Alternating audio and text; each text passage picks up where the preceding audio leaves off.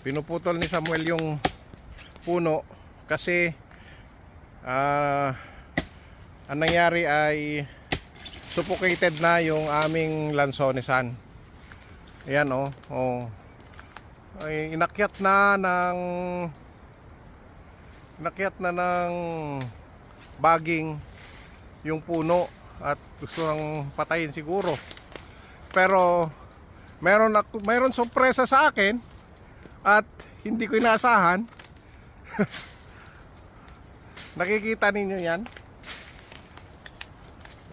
Hindi makita yata dyan Nakita mo ba ito, Samuel? Opo, kanina. Meron din po din kaya... Ayan, mga berde. Tunay na bunga yan. Oh. Nakakatuwa. Pag may dahon po talaga, ganyan po. Ayan, nakita nyo na? Tunay na bunga na yan. Hindi na yung sinatawag namin tapaw. Oh. Surprise yan. Ang ganda.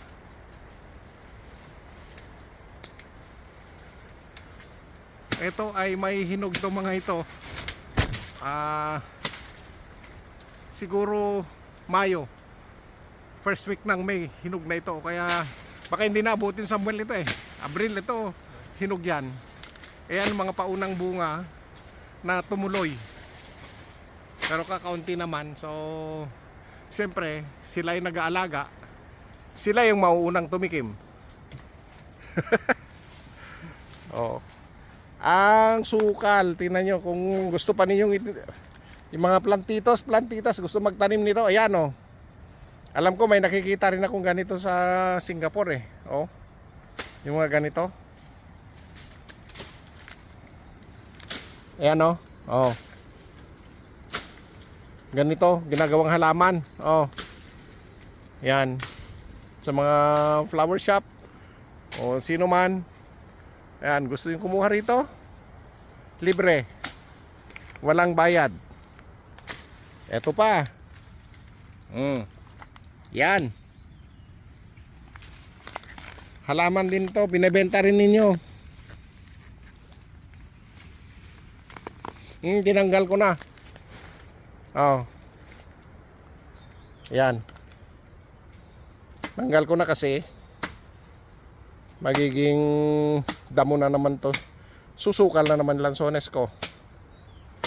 Kaya ayan, nulit ko. So gustong kumuha dito ng mga exotic na halaman ng gubat. Ayan, marami dito sa Masagana, dito sa Halcon Goat Farm. Ayan, nakikita ninyo yung ginagawa ni Samuel. Natanggal niya yung para matanggal yung mga baging na umakyat na hanggang doon sa taas. Yung mga nagpruning hindi tinanggal. Ayan Kaya mahirap pagka hindi nababantayan. Dahil yan. Ang sukal yan, ganyan kasukal. Lansones na yung tinatakpan nito. Ito yung tinatawag na ano ang tawag dito, Samuel? Itong nito. Ito yung ginagawang basket ng mga katutubo. Ayan. Nitong pino. Yung nitong pino. Ayan yung basket, yung plato, yan. Ito yung mga ginagawa nila. Minsan pouch, yan. Ginagawa yan. Pero dahil sinisira yung aking mga lansones, kaya kailangan putulin sila. Wala kaming gagawin. Sasave sana ang nature, pero mas importante yung halaman. Dahil sila naman pagka pinutol mo, tutubo pa rin naman sila. Pinoprotektahan lang namin itong aming mga halaman. Maraming salamat at papakita ko ulit sa inyo yung bunga ng duko. Unang bunga ng duko na tumuloy. Yan, hindi natapaw yan. Oh, lalaki na. So Abril siguro ay matitikman na ni Samuel yan.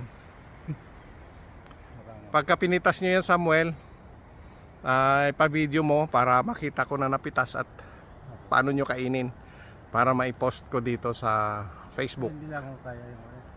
Marami po yata yan dyan. Marami na. Tulad nung kanina yung mga Yung mga nakita natin ano. Mm.